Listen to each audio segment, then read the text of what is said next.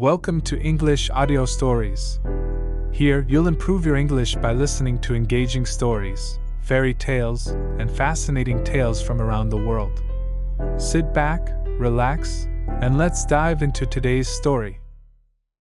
It was a dark and quiet night near the port, where all of the pirate ships stay before they sail. There were no lights on the street, and the only sounds were the laughing and singing behind the closed door of a bar called the Blue Dolphin. A man wearing a black pirate hat opened the door of the Blue Dolphin. He had a black patch over one eye and a scar on one side of his face. Everyone suddenly became quiet. A sailor at the bar asked the barman, "Who's that?" "That is Captain Pike, the greatest pirate in all the world. They say he's stolen from the Queen of England, the King of France, and the King of Spain." Captain Pike walked slowly around the tables, looking closely at each man with his cold grey eye. He had a very serious and cold way of talking. "I'm looking for sailors, and I need the best there are around." A big man in a white and blue shirt with a blue scarf around his neck stood up in front of Captain Pike. "You won't find anyone stronger than I am, Captain. Tell me where to put my name, and I'm ready to sail." Captain Pike looked into the man's eyes. His eyes were blue like the sea. Captain Pike's eye became narrower as he talked to the man. "I'm sailing to the Bermuda Triangle to get Blackbeard's treasure." The man in front of him slowly sat down. Others began to whisper. The barman said to the sailor, "Nobody has ever found Blackbeard's treasure. They say it was lost somewhere in the Bermuda Triangle. All those who have tried to find it have never returned." Captain Pike continued to walk among the men. He knew it would be difficult to find men to go with him, so he talked about the treasure to excite them. "They say there are diamonds as big as your nose, rubies, gold, pearls. Blackbeard was a pirate like us. It's in our blood. I'm sure he would want other pirates to have it." Suddenly, a loud scream came from a dark corner near the stairs. A very old man with thin white hair and a shining gold tooth walked out from the darkness to talk to the men. A large white bird sat on his shoulder. "You don't know what you're saying. That treasure must always stay with Blackbeard's ghost on his ship. It is his punishment for hurting the natives of the islands. Go to Rum Island. The natives there will tell you the story." Captain Pike looked down at the man, angry because he was trying to start trouble. He wanted to kill the man with his knife, but instead he reached into his coat and took a bag full of gold coins out of his pocket. He put it on one of the tables next to a long white piece of paper he had. "I've got 100 gold coins here. I'll give one to every man that puts his name on this piece of paper and sails with me tomorrow at midnight." The men forgot what the old man said when they saw the gold coins. They ran to sign their names. Captain Pike stared at the old man once more. The old man looked at him too, and left the bar with his bird. Captain Pike yelled to the bartender, "Bartender, drinks for everyone. We sail tomorrow." The sun was shining brightly on the blue water of the Atlantic Ocean. A beautiful big ship with large white sails and the English flag was sailing towards the Bermuda Triangle. The ship's name was the Queen Anne, and it was going to the Bermuda Triangle to trade gold. The captain of the ship was in his cabin, writing in his logbook. Sunday, 10th of December, 1712. It is the 17th day of our voyage, and still no island in sight. The men are beginning to complain, and I am afraid they are going to create problems. A knock at the door stopped the captain from writing. Enter? Captain, a strange ship is sailing towards us. It has no flag, so we don't know where it comes from. They need you on the bridge. I'll be up in a moment. The crewman closed the door, and the captain wrote one more sentence in the logbook. Our luck may have just changed. The strange ship was half a mile from the Queen Anne. It looked old and abandoned. The captain brought his telescope up to his eye. Sail close to it, and we'll see if anyone is on board. One of the crewmen flashed a light 3 times quickly, waited 1 second, then flashed it 2 more times. There was no answer. Open the cannons and sail next to it. The strange ship moved slowly through the water. There seemed to be no one on board. The sails had holes in them, and there was broken wood all over its deck. The captain called over to it. I am Captain Scott, serving Her Majesty the Queen. If anyone is aboard, state your name and who you serve. There was no answer. Lower the boats! We're going aboard!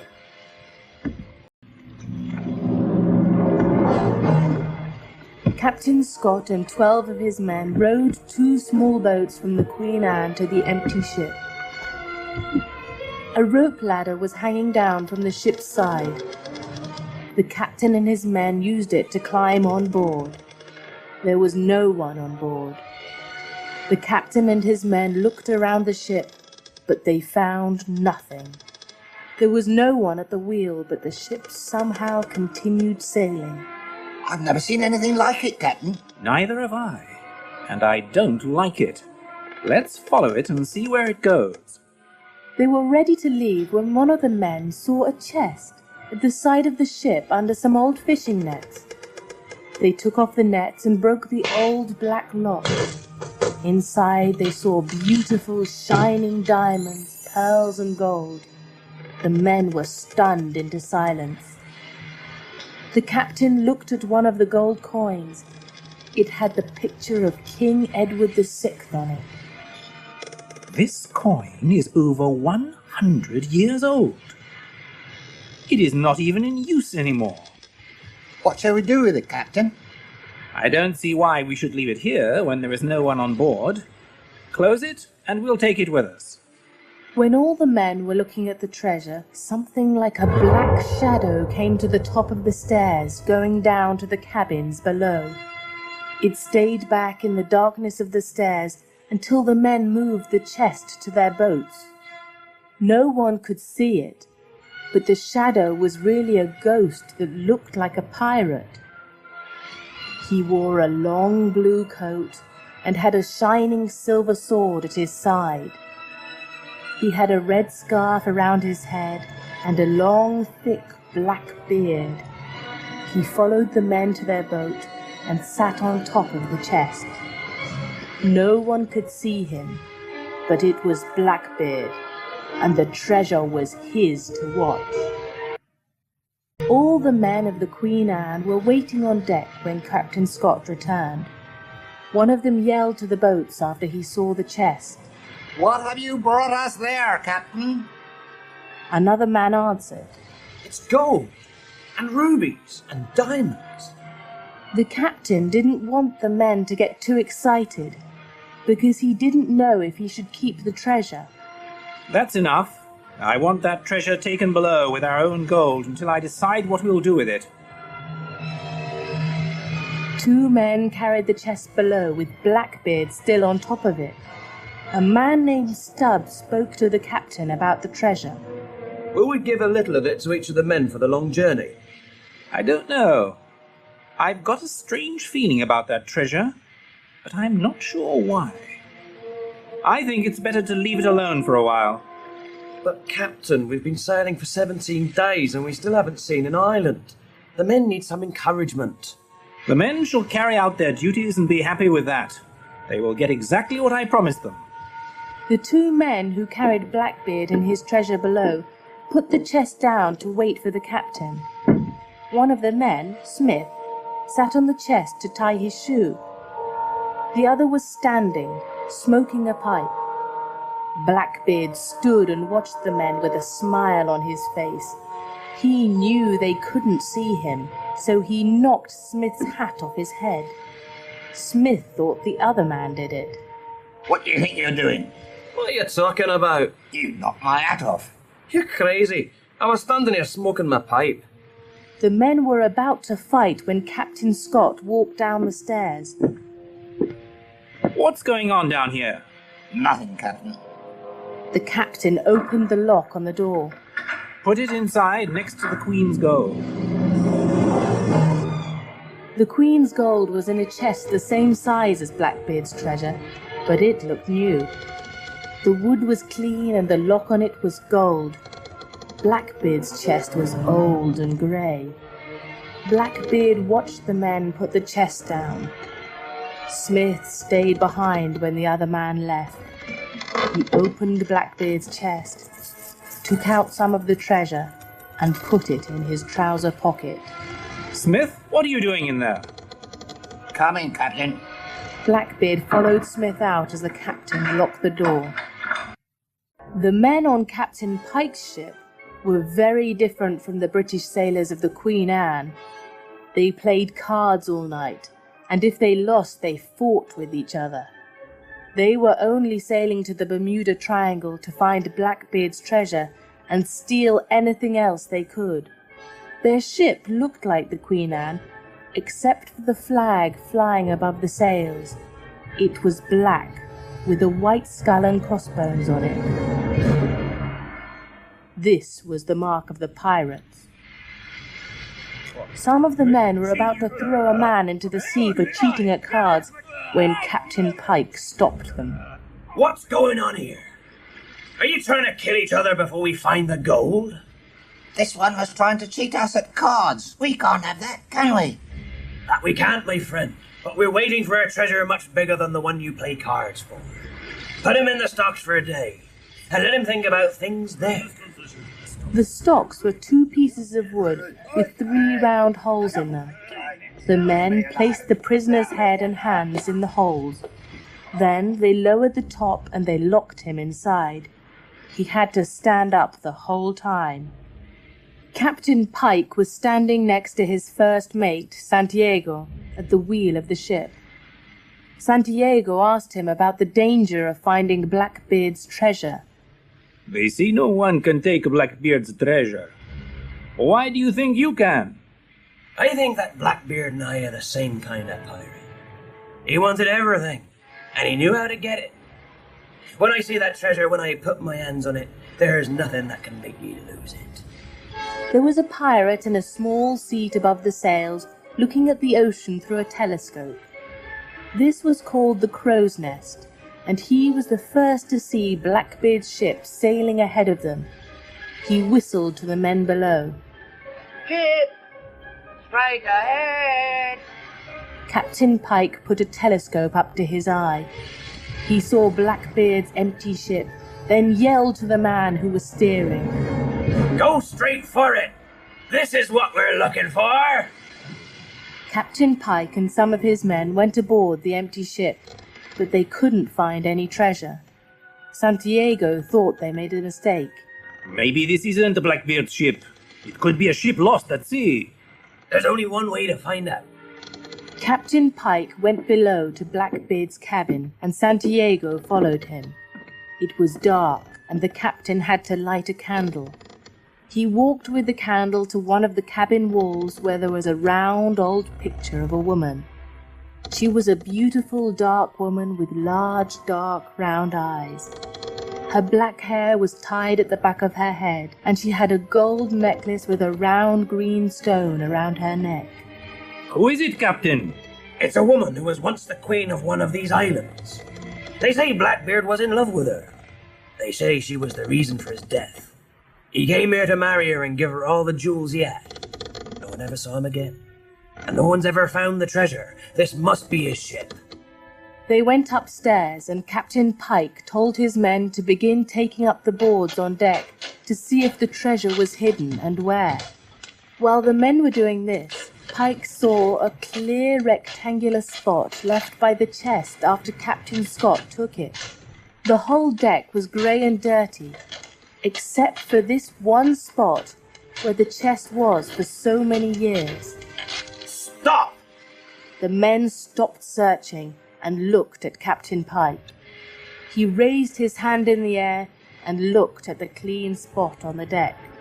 Someone has been here before us! The Queen Anne sailed for a few more days, but it couldn't find the Bermuda Triangle. The men were getting angry. Captain Scott heard more and more talk about the treasure, so he decided to call the men and speak to them. I know that a lot of you want to see these islands. I want you to know that you will be handsomely paid for this long voyage. Wait a little longer, and you will be rewarded. Blackbeard's ghost was walking behind the men as the captain talked. Smith, the man who stole some of Blackbeard's treasure, was standing in the front where Captain Scott could see him. He still had the jewels in his pocket, and Blackbeard knew this. Because no one could see him, he put his hand in Smith's pocket and threw the jewels on the deck in front of Smith. The others thought Smith dropped something, but when they saw the beautiful diamonds and the gold necklace, they looked at Smith to see what he would say. Captain, I don't know how they got there. It was him that put them there. He pointed at a man. He was the man who had helped him carry the chest aboard. You're a liar! They began to fight, and the other men joined in. Some of them wanted to stop the fight, but others tried to take the jewels from the deck. The captain quickly took the jewels before anyone else could. The men didn't stop fighting with each other until they heard the man in the crow's nest shout, "Ship!" They looked and saw the black flag above the sails of a ship coming towards them, but they didn't know it was Captain Pike. Captain Scott looked through his telescope, then called to the men. Enemy ship approaching! Open the cannons! Prepare to fight! The men were running to different parts of the ship when Captain Pike's ship fired a cannon. A loud boom was heard, but the cannonball missed and landed in the water, making a big splash next to the Queen Anne. Another cannon was fired. This one hit one of the Queen Anne's sails. The Queen Anne fired back, and the battle began. It was a fierce battle. The sails on both ships had holes in them and were on fire, and there was black smoke in the air. When the ships were close enough, the pirates used ropes to jump onto the Queen Anne. All the men were fighting with swords, so there was no one to watch the treasure. Captain Pike jumped on board the Queen Anne. He went below with two of his men where Blackbeard's treasure was. Captain Scott saw them below and followed with his sword in his hand.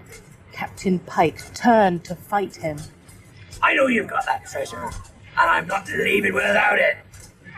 You will die before you touch a piece of what's behind that door. Blackbeard was watching all of this. He followed Captain Pike downstairs, and when he had the chance, he hit him over the head with a piece of wood. Captain Pike was surprised. He didn't know what happened. Quick, open that door, now! Pike's men broke the door open, and Captain Pike opened both chests. He left the Queen's gold pieces and put his hands on the shining jewels of Blackbeard's treasure. Look at these beauties. I've never seen such colours. Blue diamonds, pearls, red rubies. Blackbeard closed the top down on Captain Pike's hands, and he screamed in pain. Good God! Open it! Open it! His men helped open the chest, but both Pike's hands were badly hurt. Take that one with us. We'll come back for the other later. Captain Pike was looking at his injured hands. His men were very surprised at what happened, so they picked up the wrong chest. It was the chest with the Queen's gold in it. Blackbeard was smiling at Captain Pike, knowing that no one would get his gold. He didn't know himself that they were leaving his treasure behind, so he sat on the chest that the men took back to the pirate ship. The Queen Anne was badly damaged, and many of its men were hurt. The captain was in his bed with a white bandage on his head.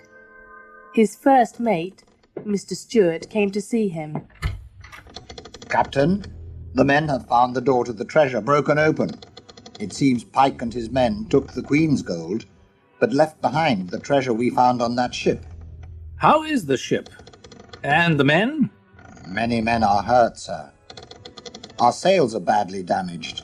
We are now sailing to an island we've seen about 2 miles away. Mr. Stewart, have someone watch that treasure. It's all we have left.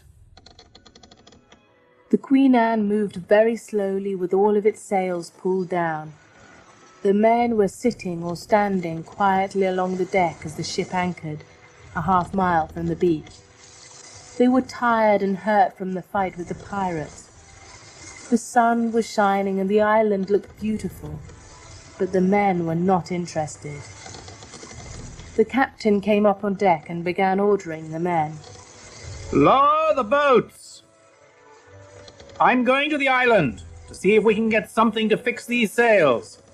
I want to take that treasure with us. We don't know what we'll have to give them. The island had a long beach of white sand with tall green coconut trees on it. They pulled their boats up onto the sand. As they were deciding which way to go, they saw a native boy jump from a tree and run away. The captain spoke first. Let's follow him. He may lead us to his people. The boy led the men through the green hills of the island. He stayed far ahead of them, but stopped whenever he wanted them to see him and follow. There were tall green plants on the hills, and the air smelled of vanilla. What's that smell? It smells like rum. It is, and these are the sugar plants they use to make it. They break the plants apart and mix the rum in large barrels. It smells as if they're making sweets. It'll be nice if we get to taste it. The men laughed as they walked on. When they came to the top of a hill looking down onto a village, they saw natives working near small houses made from trees and leaves. The small boy they were following ran into the village before them, and everyone began looking up at Captain Scott and his men. They stopped what they were doing and waited for the sailors. A tall, dark, and very beautiful woman in a white headdress was standing in front of the natives, waiting for Captain Scott. She had large, dark eyes, and she wore a gold necklace with a green stone, just like the one in the picture on Blackbeard's ship. Her name was Queen Aliana, and she was the Queen of Rum Island. The sailors put Blackbeard's treasure down behind Captain Scott when he went to meet the Queen. I am Captain Scott of the Queen Anne from England. We've come here to trade our gold for anything you may have to offer, but we also have a problem. Our ship is badly damaged. We need to fix our sails. Welcome, Captain. I am Queen Aliana, and this is Rum Island. Come and sit with us and show us what you have brought. The sailors sat in a circle around the treasure chest. Captain Scott sat next to Queen Aliana, and all the men were offered a cup of the island's rum. When Captain Scott opened the chest and showed the Queen the shining treasure of jewels and gold, her eyes widened and she stood up. Where did you get that? It's not really ours. It's something we found on an empty ship at sea. Our gold... Take it away. We do not want it here. It is cursed. The man who owns it must have it back. You must take it back to where you found it. The Queen waved her hand.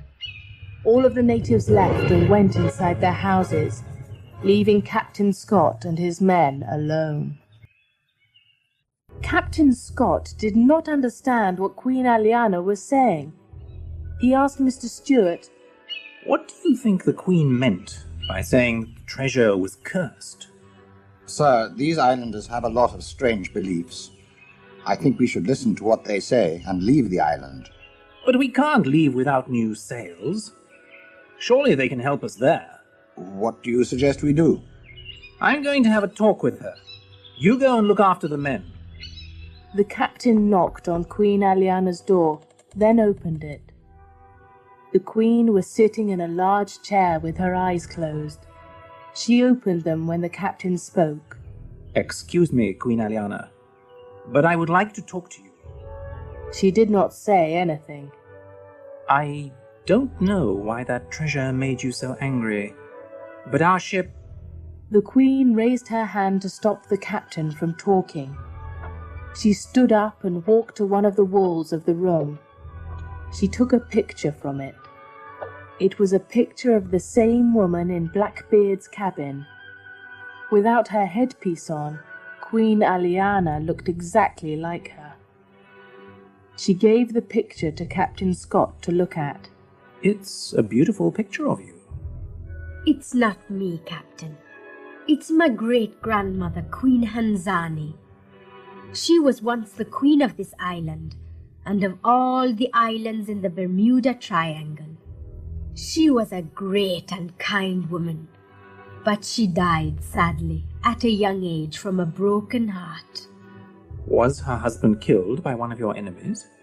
We had no enemies at that time, except for the pirates who came to steal from us. The man she loved and married left these islands and changed into an evil person. "Does this have something to do with you not wanting the treasure we showed you?" Captain, sit down, and I will tell you a story. The captain sat in a chair opposite the Queen. Her large, soft eyes made him feel very relaxed. He sat back in his chair and listened to her story. He saw everything as if it was all happening right there in front of him. When my great-grandmother was 16, she and a boy her age promised to love each other forever. So they married, and some time later, that boy left the island. He said he was going to sail around the world and bring back all of the things which would make their life together perfect and happy. While he was gone, pirates attacked the island.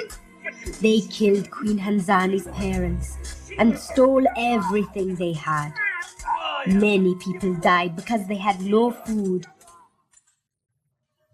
Queen Hanzani found a way to make rum from the sugar plants so they could trade it with others for food.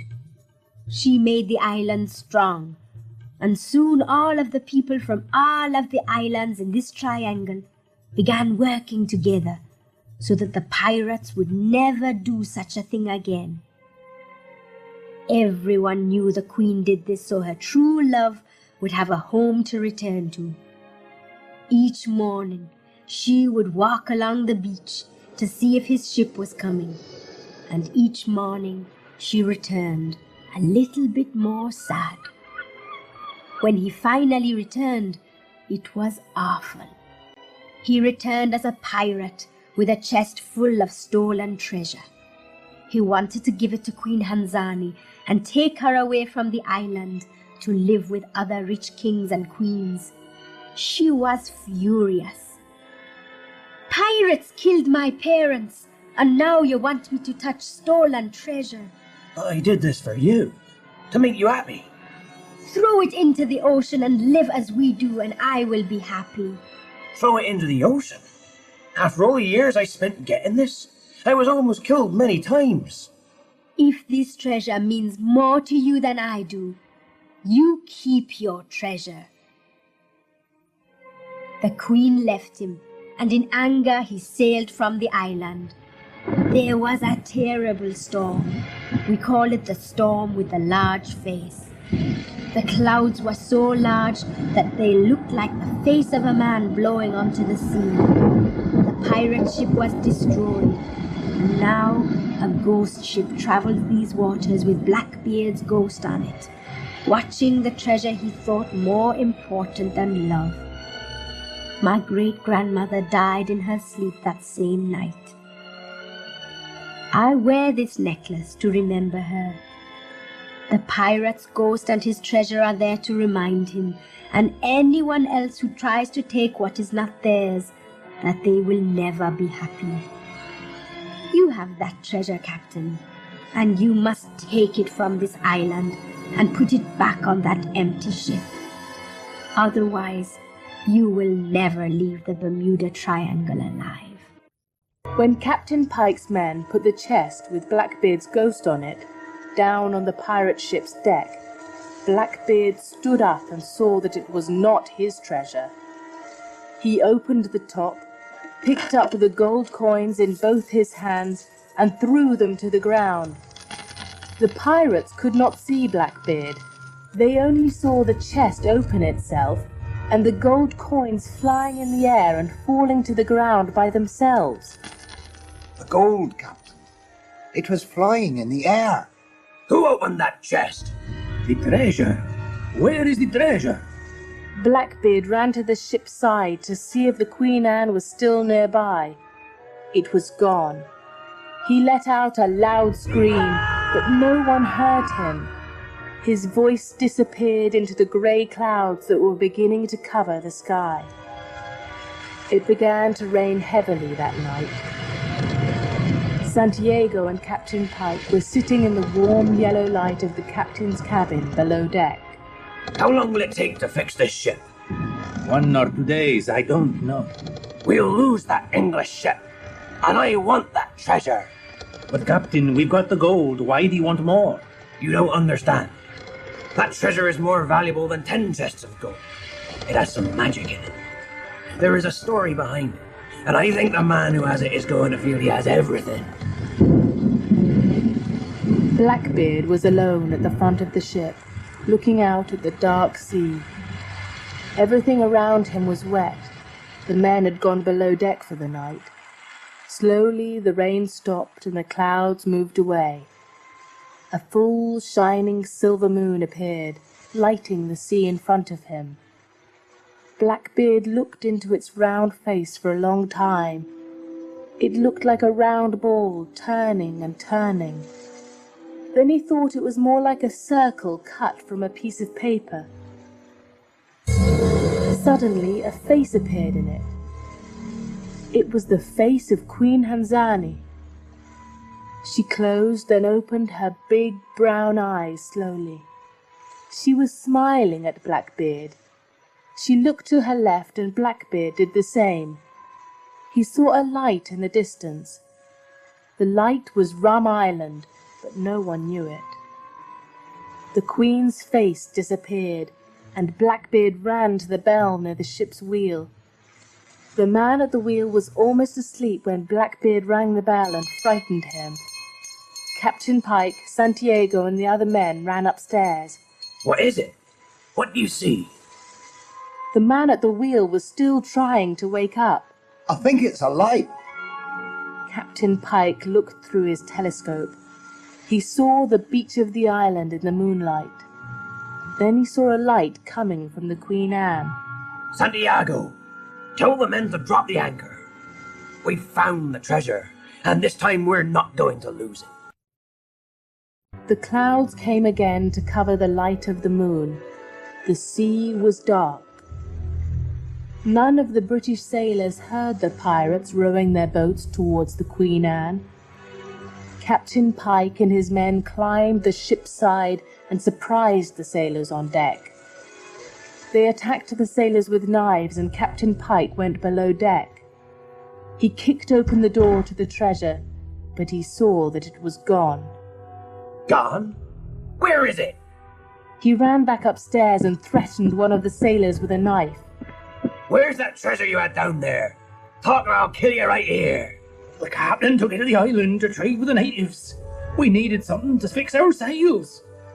The pirates left the Queen Anne and rowed towards Rum Island. Captain Scott and his men were preparing to leave the island. They had what they needed to fix the sails, and they were saying goodbye to Queen Aliana and her people.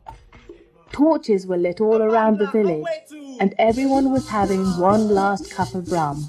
Queen Eliana, I hope you and your people will live long lives.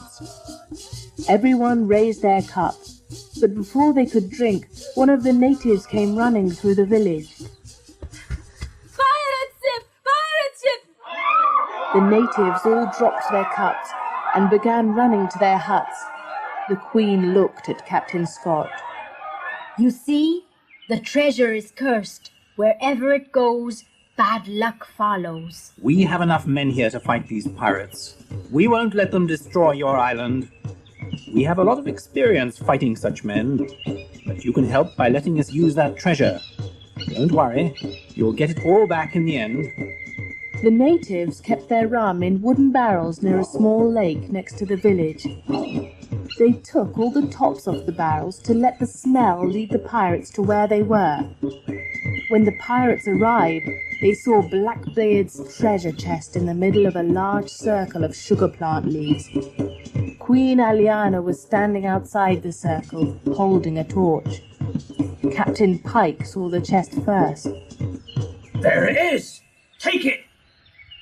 I wouldn't if I were you. You can't come here and take whatever you want.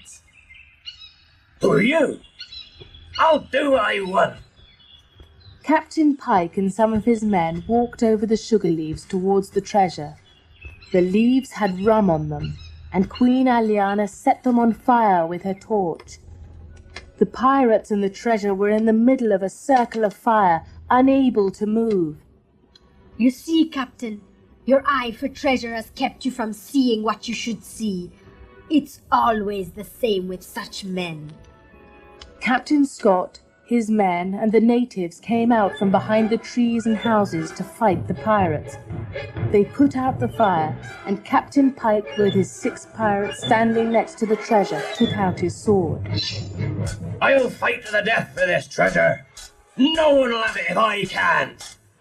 He and Captain Scott fought while the others watched. You won't kill me, Captain. Their swords were locked together, and they were looking at each other fiercely. Captain Pike reached for a knife in his belt. Watch out, Captain! He's got a knife! Captain Scott saw Pike's eye grow wider, then he fell back. A knife with blood on it was in the air. No one could see that Blackbeard's ghost held it.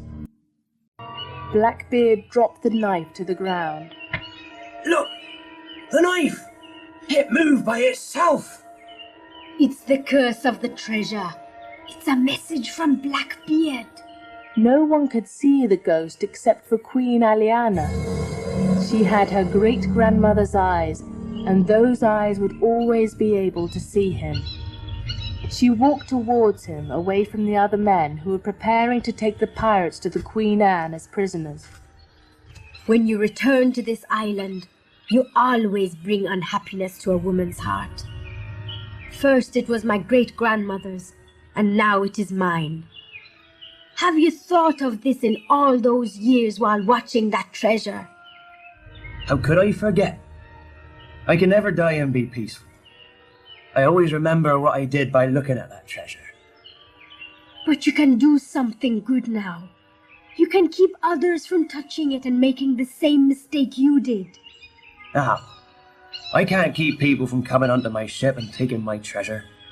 You could if you wanted.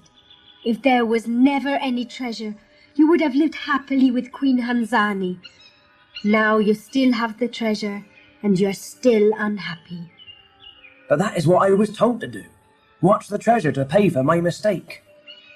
Have you ever thought of what it is that will end this punishment and let you die in peace? Blackbeard had no answer. He was quiet. Captain Scott came to say goodbye to Queen Aliana. Your Highness, we are ready to leave your island. I'm sorry for the trouble we brought with us, but I want to thank you for giving us what we need to sail again. Remember, Captain, you must find the ship you got the treasure from and put it back. It's the only way to keep peace on these islands. We will try. I think you will succeed.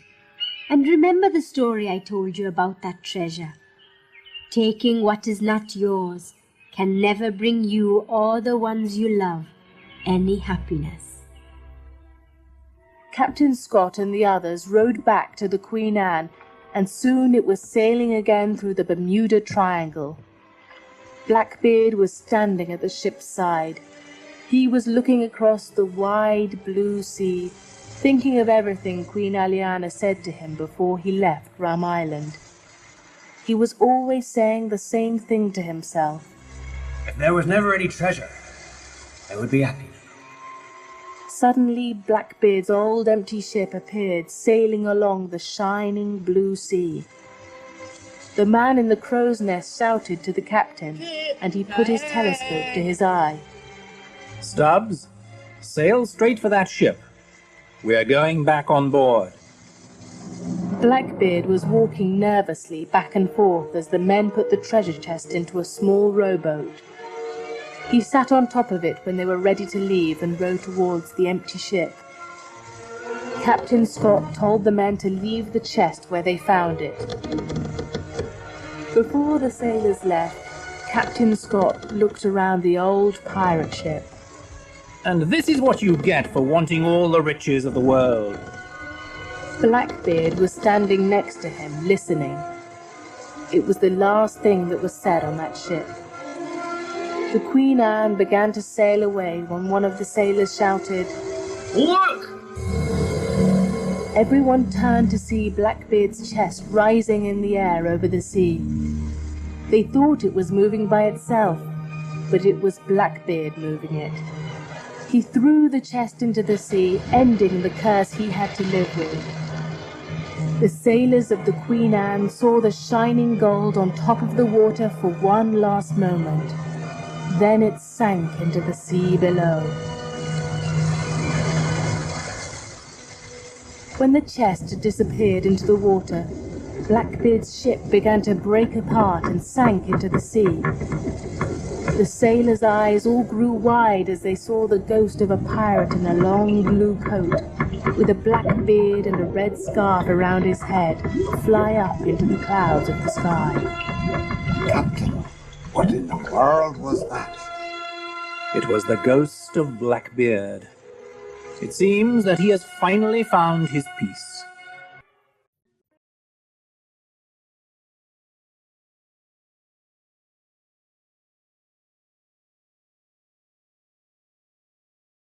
Thank you for listening. If you enjoyed this story, don't forget to like, subscribe, and hit the notification bell so you won't miss the next one. See you in the next story.